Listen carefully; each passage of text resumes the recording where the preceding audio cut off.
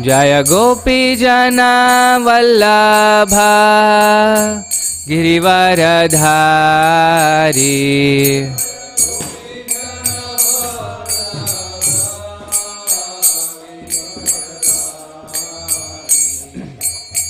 Yashoda Nandana Braja Jana Ranjana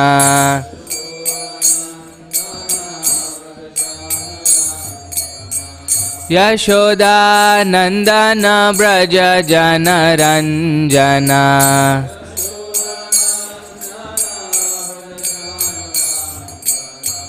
Yashoda Nandana Braja Jana Ranjana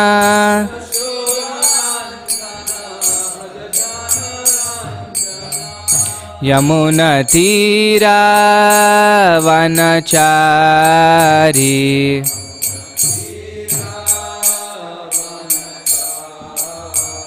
Yamuna Tira Vanachari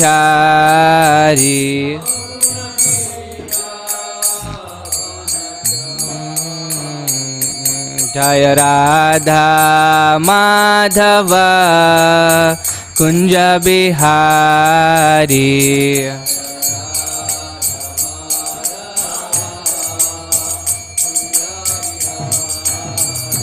Jaya Radha Madhava Kunja Bihari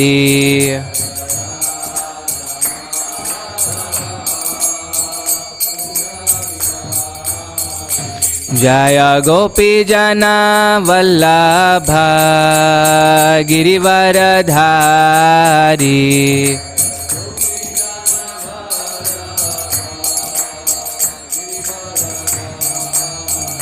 Jaya Gopi Jana Vallabha Girivaradhari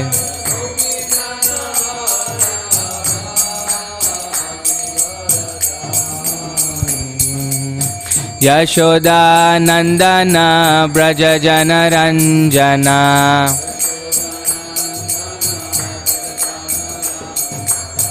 Yashoda Nandana Braja Jana Ranjana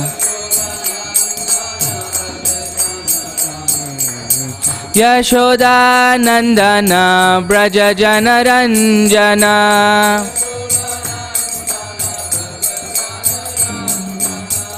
Yamuna Tira Vanachari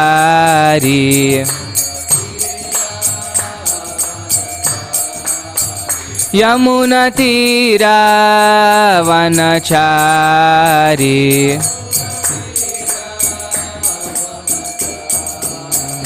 Hare Krishna Hare Krishna Krishna Krishna Hare Hare Hare Rama Hare Rama Rama Rama Hare Hare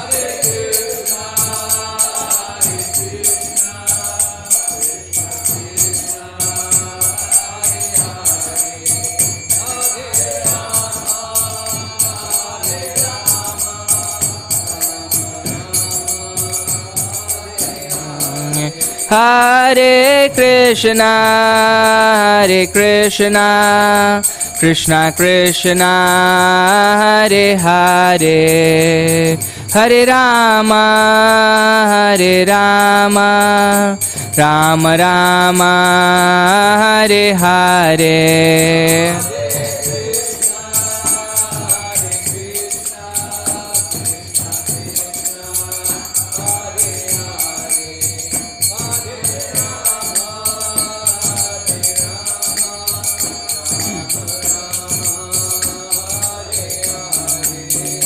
Jaya Prabhupada Jaya Prabhupada Jaya Prabhupada Jaya Prabhupada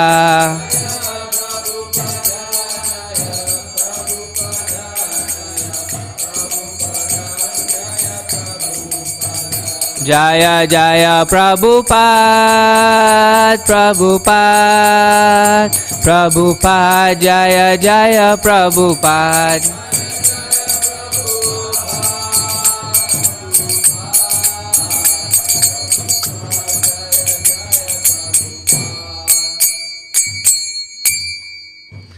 Srila Prabhupada ki jai. Grantaraj Srimad Bhagavatam ki jai.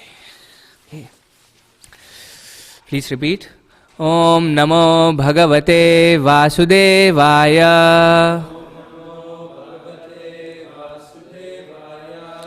Om Namo Bhagavate Vasudevaya. Om Namo Bhagavate Vasudevaya. We'll do this together. Narayanam Namaskritya Naram Chaiva Narottamam Devim Saraswatim Vyasam Tato Jayamudirayet. This is the very means of conquest. One should offer respectful obeisances unto the personality of God and Narayan. Unto Narayan Rishi, the supermost human being. Unto Mother Saraswati, the goddess of learning. And to Sri Vyasadeva. Chai. Nashtaprayeshu bhadreshu nityam bhagavata sevaya bhagavati uttama shloke bhaktir bhavati naishtiki. Regular attendance in classes on the Bhagavatam and by rendering of service to the pure devotee, all that is troublesome to the heart is almost completely destroyed, and loving service unto the personality of Godhead, who is praised with transcendental songs, is established as an irrevocable fact. Om Ajnanatimirandasya Jnananjana Shalakaya Chakshuron Militam Yena Tasmai Shri Gurave Namaha. Born in the darkest of ignorance, and my spiritual master opened my eyes with the torchlight of knowledge. I offer my respectful obeisances unto him. So for those of us who were there a couple of days back, right, or 3 days back when Maharaj was giving the class, he gave a pretty good detail on what this verse means. So we'll continue with our reading from Canto 3, and this is chapter 18. We're going to complete the chapter today. We completed till text 12 yesterday. We'll start from text 13 and go all the way to the end of the chapter. And our focus verse today is 22 and 23. So can somebody start us off with translation for text 13?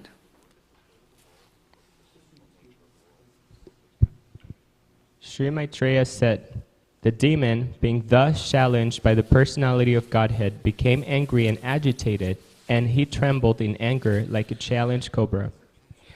Yeah, before we get into so we are going to get into the action part now. This is one of my most favorite chapters. Actually, this can be made into an action movie, this chapter itself. So what's happening here? Who's there, and why is the Lord being angered? Why is the Lord angry, I should say? Can you use the mic? Because he's fighting with Hiranyaksha. Yeah, he's fighting with Hiranyaksha. The fight has not yet started, but then the trash talk has already happened. The Hiranyaksha is basically saying, "You amphibious beast," to the Lord, and he feels very pained by it. We saw it yesterday.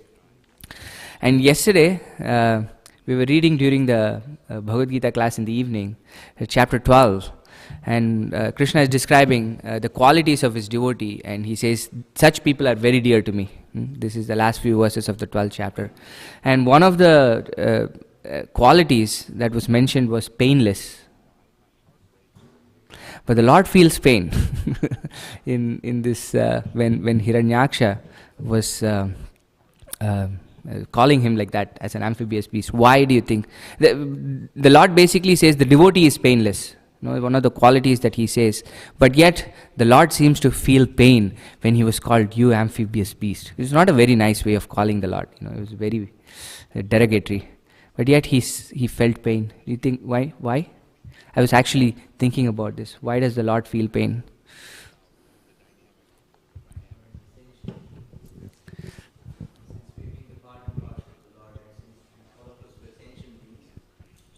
The origin of the sentient beingness Yes.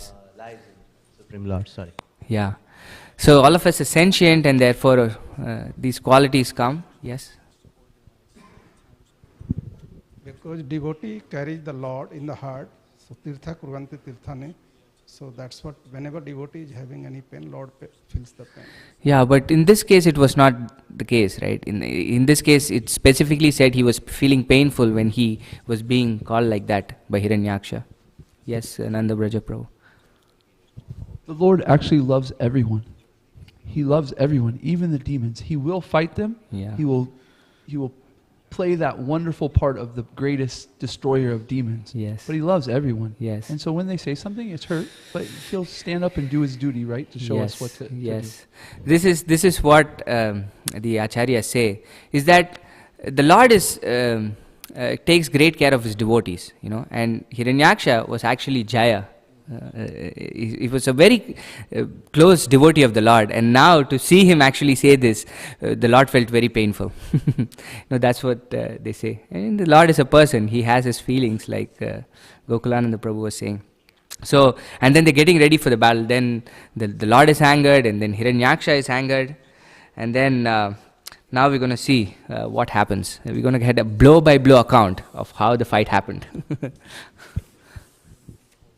Hissing indignantly, all his senses shaken by wrath, the demon quickly sprang upon the Lord and dealt him a blow with his powerful mace. Yeah, one thing I would request you guys is to, when you're reading it, imagine it.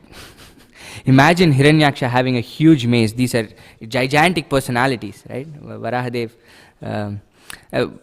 is as huge. When he came out of the nostril, how big was Varahadev? Yeah, it was the upper part of the thumb. That's what it says. Just this much, not even the entire thumb. Just the upper part of the thumb, and then he started becoming huge. And Hiranyaksha is as huge. That's why he's... So they are two big personalities on the Garbha ocean, you know, having two maces and all these things, you know. Imagine it. Text 15. The Lord, however, by moving slightly aside, dodged the violent mace blow aimed at his breast by the enemy, just as an accomplished yogi would elude death. Yeah.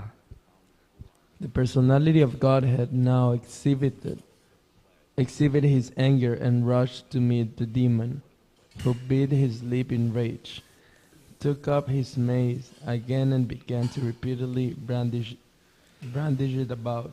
Yeah. Now the Lord is giving back the blows. Then with his mace the Lord struck the enemy on the right of his brow. But since the demon was expert in fighting, O gentle Vidura, he protected himself by a maneuver of his own mace. Can you see this? The Lord coming to hit the right of the brow, and Hiranyaksha is blocking him with the mace. Okay? In this way, the demon, Haraksha, and the Lord, the personality of Godhead, struck each other with their huge maces, each enraged in seeking his own victory. Yeah, Prabhupada says Haryaksha is another name of Hiranyaksha. It's the same person who is being described. Okay? There was keen rivalry between the two combatants. Both had sustained injuries on their bodies from the blows of each other's pointed maces, and each grew more and more engaged at the smell of the blood on his person. In their eagerness to win, they performed maneuvers of various kinds, and their contest looked like an encounter between two forceful bulls for sake of a cow. Yeah. So there are two ways. This is Srimad Bhagavatam is poetry, no? So one is the literal representation of how you think about it. Think about these two bulls that are fiercely fighting against each other for the cow. But what is the cow here? Poetry always has different layers of meanings, right? One is how you actually see it. But here, who is the cow? Yeah, Mother Earth, right? So Mother Earth. Okay, continue. O descendant of Kuru, Brahma, the most independent demigod of the universe, accompanied by his followers, came to see the terrible fight for the sake of the world between the demon and the personality of Godhead, who appeared in the form of a boar. Yeah.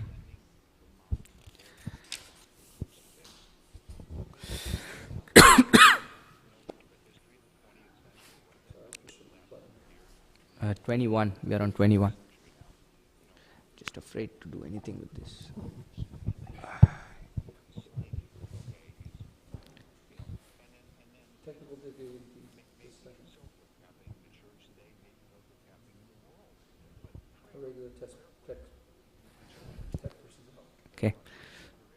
After arriving at the place of combat, Brahma, the leader of the thousands of sages and transcendentalists, saw the demon, who had attained such unprecedented power that no one could fight with him. Brahma then addressed Narayan, who was assumed the form of the boar for the first time. Yeah. So we've seen this before, we've discussed this before, that everything that the Lord does is for His pleasure. This is basically what Leela means. It's so that He can have some fun. And specifically in this case, Krishna wants to have a good fight. And Hiranyaksha has to be so powerful so that Krishna can actually have a good fight. This demon was no ordinary demon, Hiranyaksha. He's a very, very powerful person. That's what the Bhagavatam says, right? It's such unprecedented power that no one could fight with him. This was the nature. And you can see that the Lord is actually having a good fight.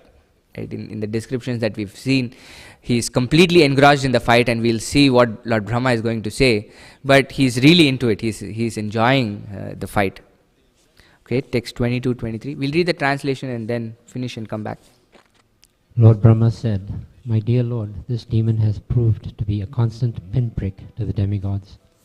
The brahmanas, the cows, and innocent persons, who are spotless and always dependent upon worshipping your lotus feet. He has become a source of fear by unnecessarily harassing them. Since he has attained a boon from me, he has become a demon, always searching for a proper combatant, wandering all over the universe for this infamous purpose." Yeah. Okay. We'll come back to this verse. Text 24.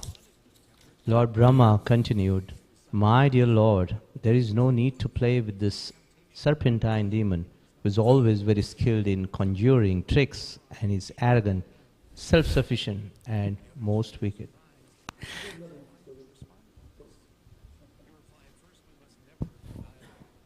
Brahma continued, "My dear Lord, you are infallible. Please kill this sinful demon before the demonic hour arrives and he presents another formidable approach favorable to him.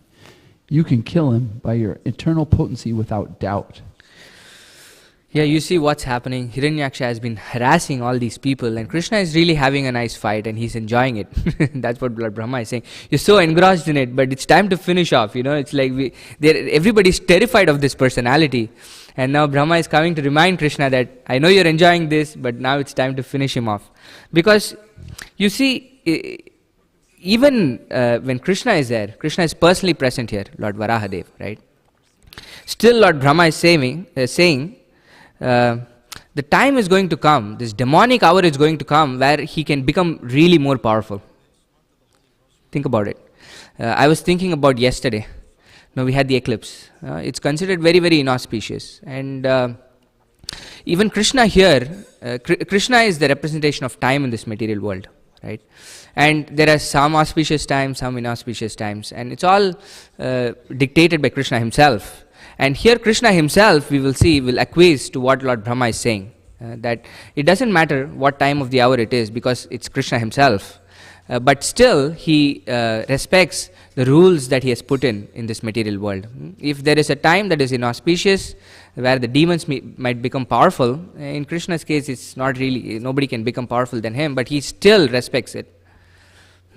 So as devotees, we should try to, this is what I was thinking, we should try to respect the rules that Krishna has put in this world as much as possible. Try not to go just against it for the sake of doing it. Okay, Krishna will protect his devotees, definitely. But there are some really inauspicious times that are there in this world, so we should probably respect it, because Krishna himself is doing that here in this verse. We'll see in the next three verses.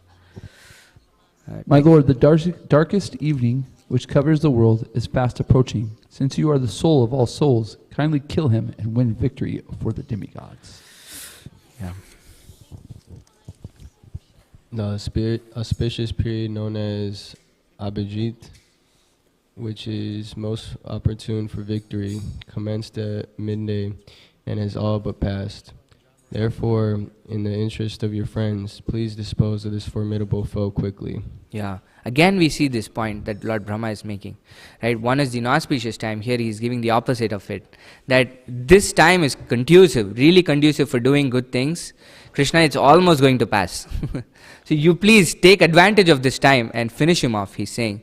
For Krishna it doesn't really matter. Does it matter?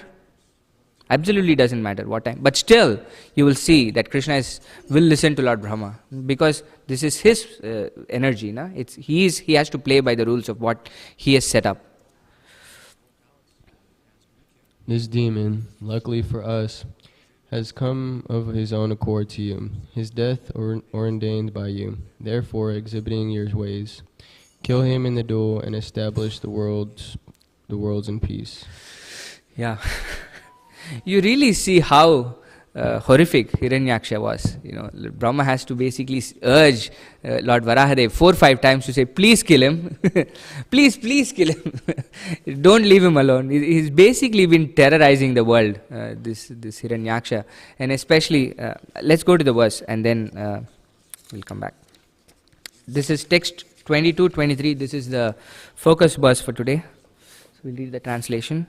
Brahmovacha Eshate deva devanam Angrimulam upeyusham Vipranam saurabheyinam Bhutanam apyanagasam Agaskrid bhayakrid dushkrid has a nice ring to it, no? What do they call this in English? Allegorical? No. They have the same thing going in a poetry. There's a word for it. Anyway. Alliteration. Yeah. The same kind of, yeah. Asmad radhavaro sura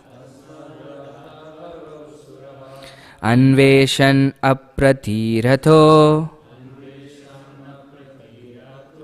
Lokan atati kantaka Brahmavacha Eshate deva devanam Angrimulam upeyusham Vipranam saurabheyinam Bhutanam apyanagasam Agaskrid bhayakrid dushkrid Asmad radhavaro sura Anveshan apratiratho Lokan atati kantaka. Somebody wants to chant?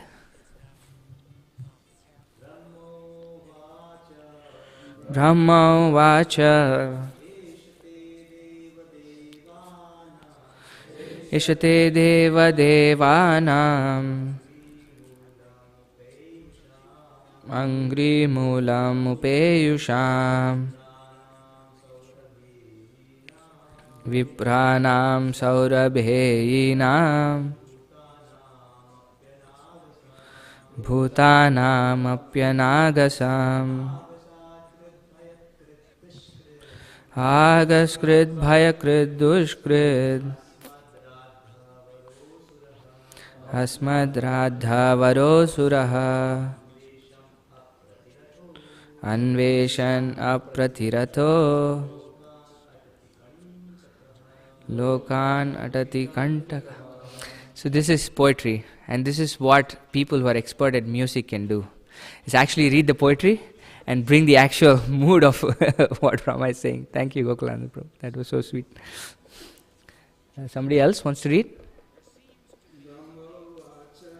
Brahma vacha Eshate deva devana Angri Mulam Upeyusham Vipranam Saurabheinam Bhutanam Apyanagasam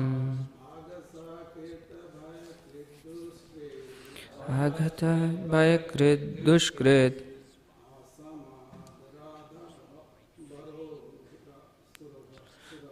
Asmad Radha Varosura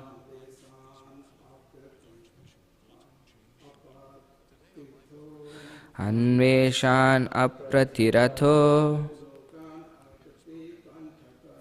Lokhan Atati Kantakaha. Okay, this is the word for word. Brahma Uvacha.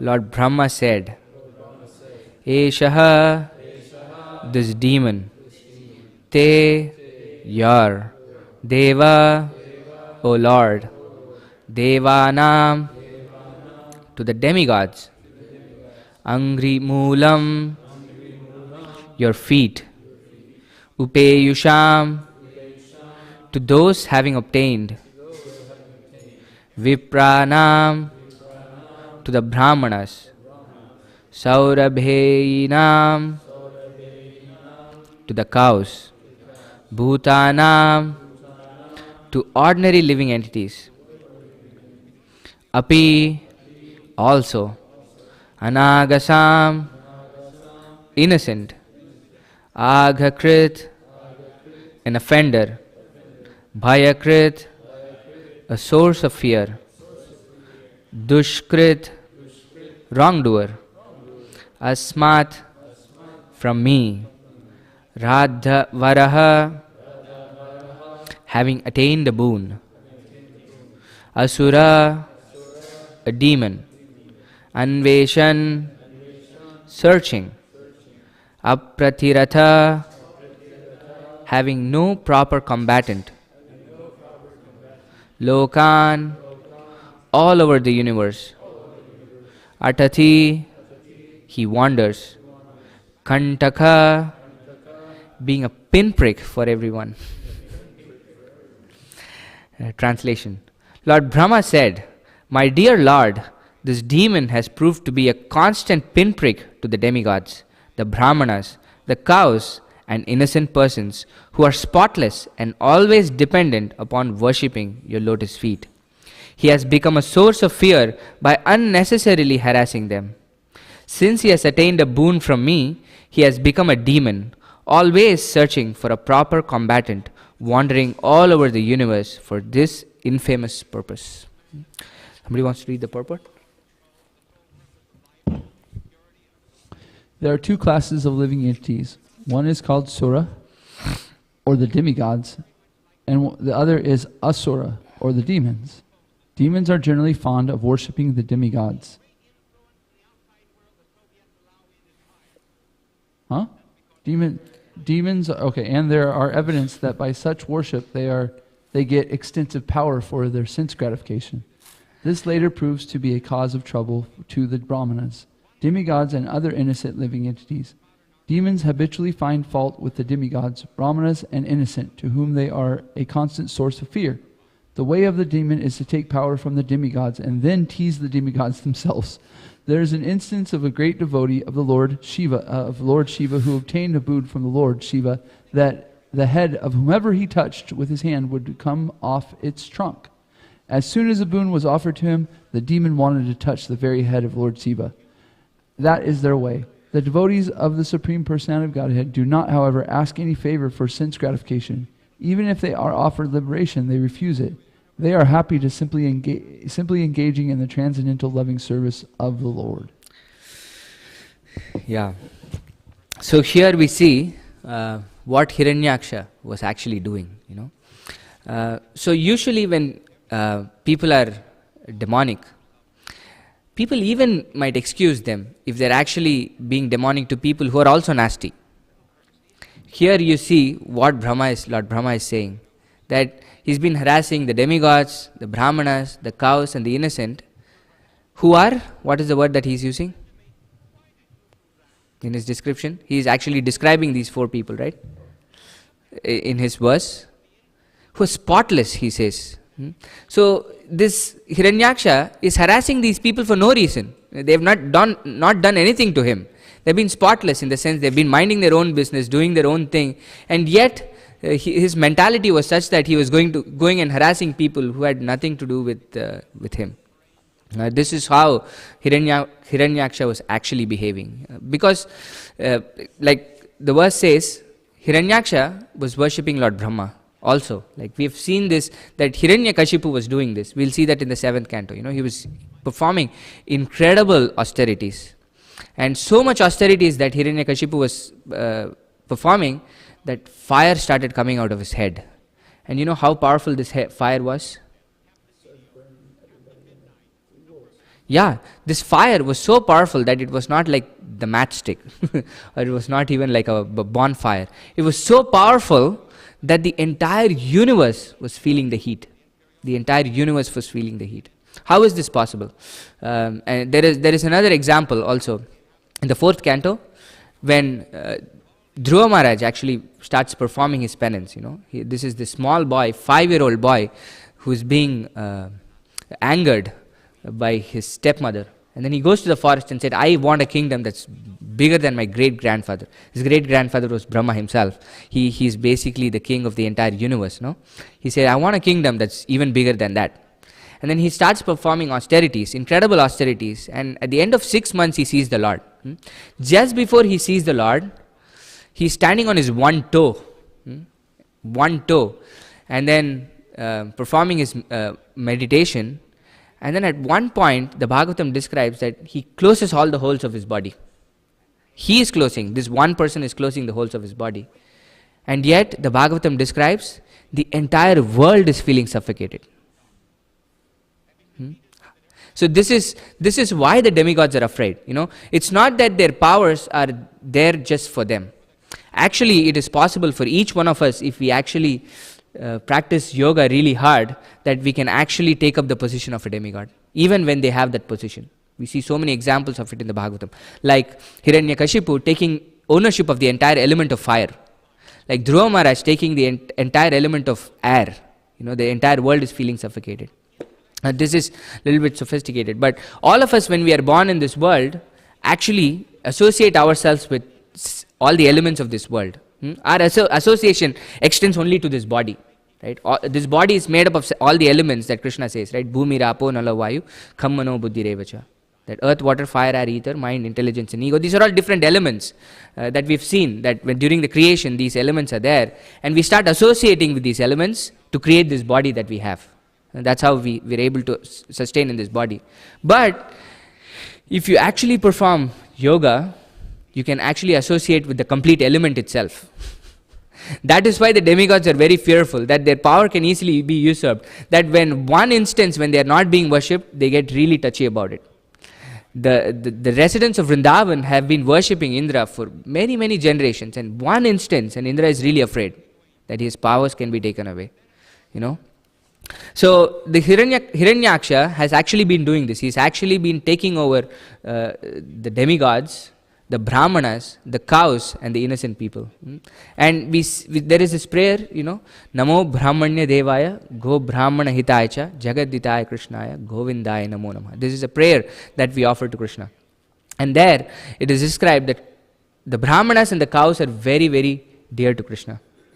Go Brahmana, and it's in fact in that order. And it was interesting to me where the order here was the reverse. The cows come, the innocent, the cows come, and then before that the brahmanas come. But the prayer basically says Go Brahmana Hitaya Cha, because of what Prabhupada is saying here. There are 2 kinds of people. What are the 2 kinds of people that Prabhupada is saying here in this purport? Yeah, the demons and the demigods. And what's the differentiating factor between them? Nanda Braja Prabhu was a little bit confused also when he was reading it. The demons worship the demigods? So what is the differentiating factor that Prabhupada is mentioning here? Anybody? When a devotee worships the Lord, he doesn't ask for boons and things like this. He just wants a unalloyed devotional service. Yes. When these asuras worship the demigods, they get a boon from the demigods, and then they enact harm on the demigods, like that one that got a boon from Shiva, and then tried to use that boon on Shiva himself. Yeah, it's amazing. So basically, 2-3 things here, right? That's Prabhupada saying. The demons and demigods, just from these purport, the demons are worshipping the demigods, but whereas the devotees are worshipping Krishna himself, the Supreme Personality of Godhead. 2, the demons want something from the demigods. That's why they're worshipping. It's not that they have incredible attachment to the demigod, that they love this person, that they are actually worshipping this person. They really want something for themselves. So they're worshipping the demigod.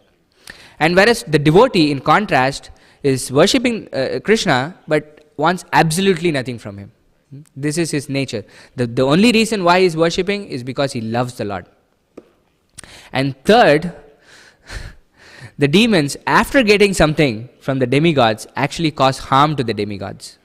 Whereas the devotee wants nothing from the Lord, and the Lord is saying, no, you take this, you take liberation also. But what is the reaction of a devotee?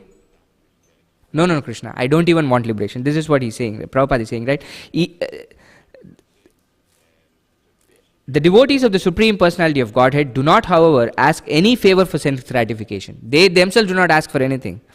And even if they are offered liberation, they refuse it. It's so stark, right? In this one purport, Prabhupada is giving so many different contrasts of these two different kinds of people. And you see, this is what Hiranyaksha did.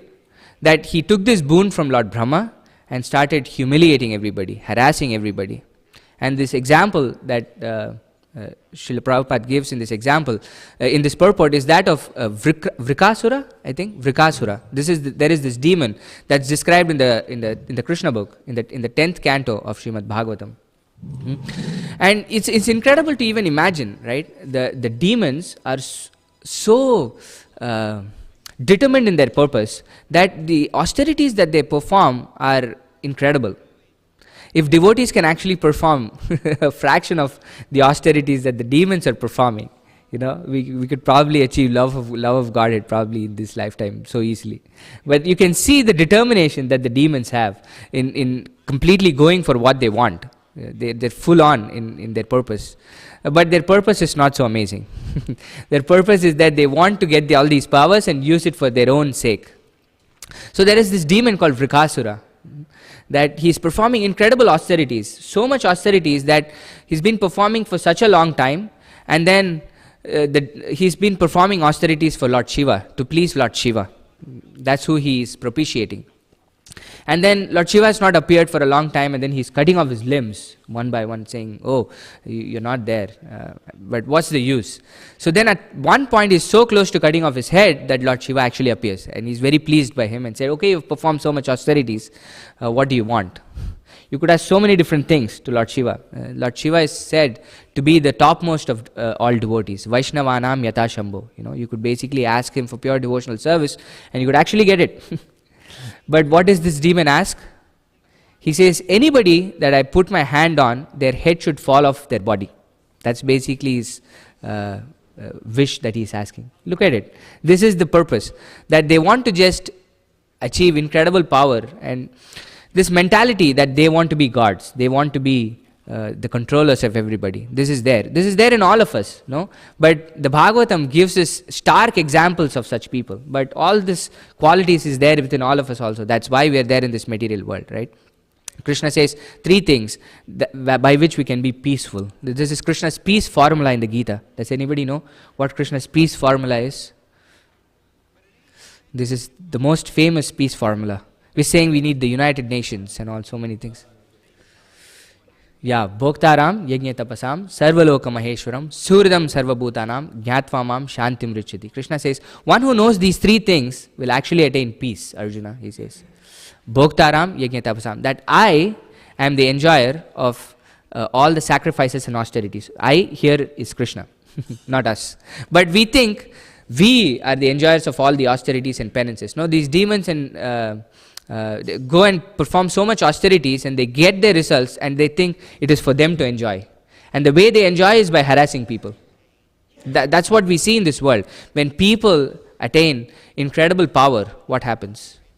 They very rarely use it in the right sense. No? So this demon, Vrikasura, then gets this boon from Lord Shiva, and then immediately tries to touch Lord Shiva's head, from whom he's actually got the boon, to test the boon. He's had so much faith in Lord Shiva that he'll give him his boon, but he has no faith in the words that Lord Shiva just told him, that you have this boon, but he wants to test it out. I want to make sure what you said is true or not. This is his mentality, and then he tries to put his hand on Lord Shiva. And Lord Shiva is running here and there, and he actually goes to the spiritual world and then meets Lord Vishnu and says, please protect me, And then Lord Vishnu comes, and then you see, this is, we think we can cheat God, we can do something or the other. This is what Hiranyaksha's twin brother would try to do. Practically both of these brothers, they wanted to be eternal. They wanted this boon where they would never die. So they were doing all these things to somehow trick Lord Brahma into getting this wish, but you see how intelligent Krishna can be. So like that, Lord Shiva goes to Shvetadvipa, it says, where Lord Krishna is there. And then he says, can you please protect me? And then he comes in the form of a Brahmana, a Brahmana boy. And when Vrikasura sees this Brahmana boy, he's completely enamored by this Brahmana boy. He's incredibly attached, because it's Krishna himself, who can be more beautiful than Krishna? Krishna literally means all attractive. No? Krishna is so attractive that even the demons are attracted by Krishna. And then he says, okay, instead of testing it on somebody else, why don't you test it on yourself first to see if it actually works? Instead you have to go and search for people, try to put it on them. It's too much work for you. Why don't you just put it on your own head? And this demon stupidly tries to put his hand on his own head, and then his head falls off. But you see, this is... Huh?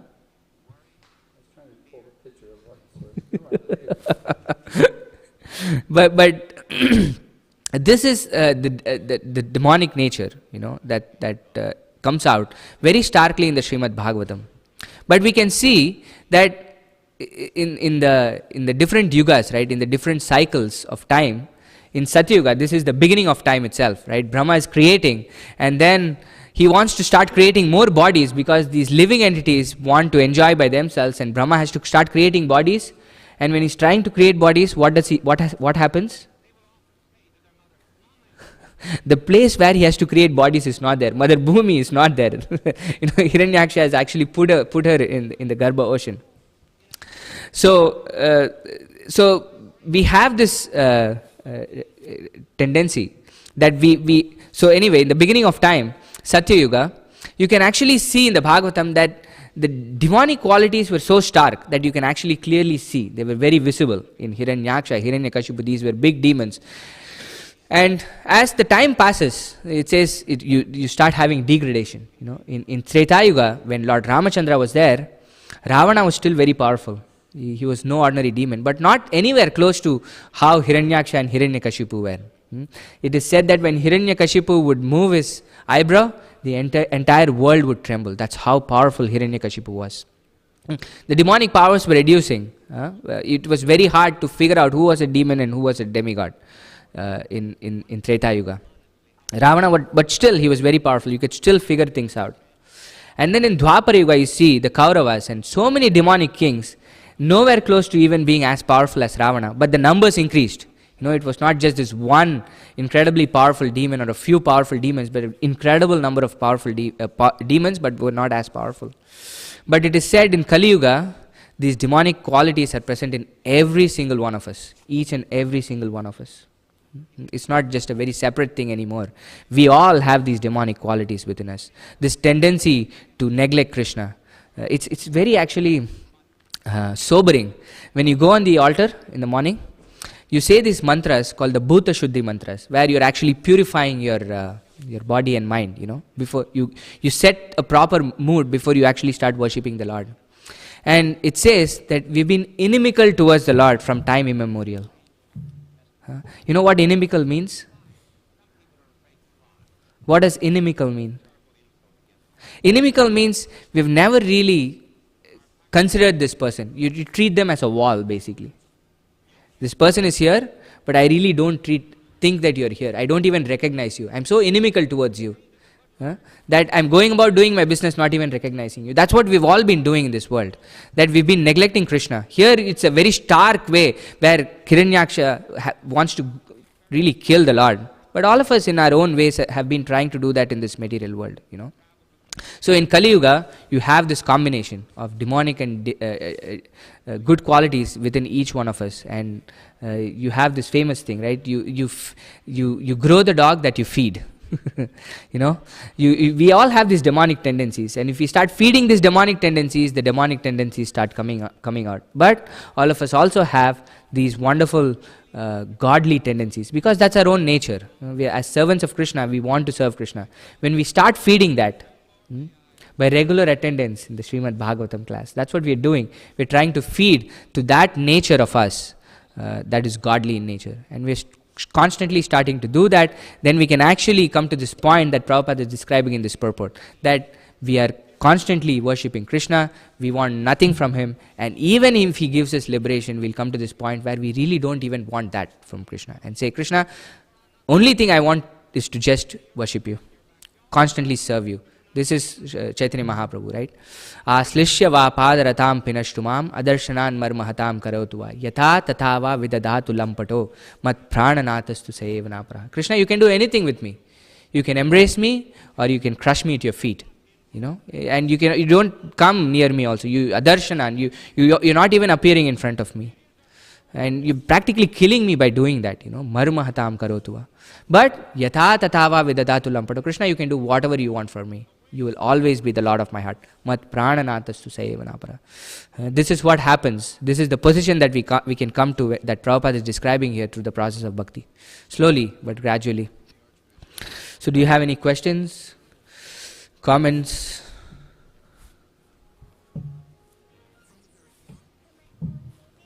Yes, Gokulananda Prabhu. Can you please pass the mic? You said there are demons, the kind of austerities they do, if only devotees also could, if only devotees also could perform, sort of those austerities in Krishna consciousness, that would have happened. I was thinking, it's so easy, even today's demons, right? And as you said, in Kali Yuga, the demons are there in our hearts. So when it comes down to forgetting Krishna and enjoying sense gratification, all of us, not just non-devotees, they can go to any extent, right? Working like an ass, as Srila Prabhupada says. Or simple thing as watching TV, it doesn't need any, we are taught focus, Vyavasayatmika, 8 hours, 10 hours, people can keep on watching. And if they have to watch movies, they can get into line, especially in countries like India, right? They are willing to spend hours. They're willing to do that penance. Yes. To enjoy, all for sense gratification. Yeah. So that's the challenge here. So when here the focus of the devotees is not the sense gratification, it's giving pleasure to Krishna. It's exactly opposite. Yes. So it's like swimming against the current. Yes. It's powerful current. Yes. That's why it's so difficult. So very well said. A little bit of austerities, when applied in Krishna consciousness to please the devotees, that is the success. Yes. Thank you, Prabhu. When you were saying that, I was also remembering what Brahma is saying here, right? That the Brahmanas are very dear to Krishna. Why? These qualities that Krishna describes in the Gita, right? What are the qualities of a Brahmana by which they work?